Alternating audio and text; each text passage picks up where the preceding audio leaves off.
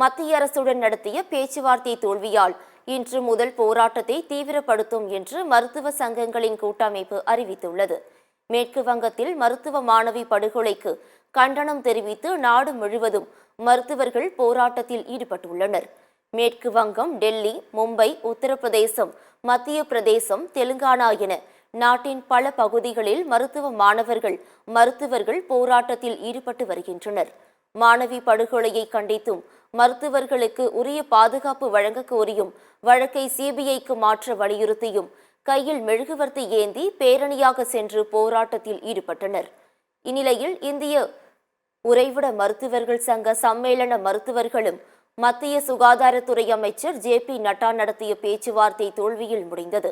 இதையடுத்து இன்று முதல் போராட்டத்தை தீவிரப்படுத்தப்படும் என்று மருத்துவ சங்கங்களின் கூட்டமைப்பு அறிவித்துள்ளது. அதன்படி நாடு முழுவதும் உள்ள மருத்துவமனைகளில் புறநோயாளிகள் பிரிவை முழுவதுமாக முடக்க மருத்துவ சங்கங்களின் கூட்டமைப்பு அழைப்பு விடுத்துள்ளது. இதனிடையே மத்திய சுகாதாரத்துறை அமைச்சர் ஜே.பி. நட்டாவுக்கு இந்திய மருத்துவ கூட்டமைப்பு கடிதம் எழுதியுள்ளது. அதில் பணியிடங்களில் பெண் மருத்துவர்களின் பாதுகாப்பை உறுதி செய்ய வேண்டும் என வலியுறுத்தியுள்ளது.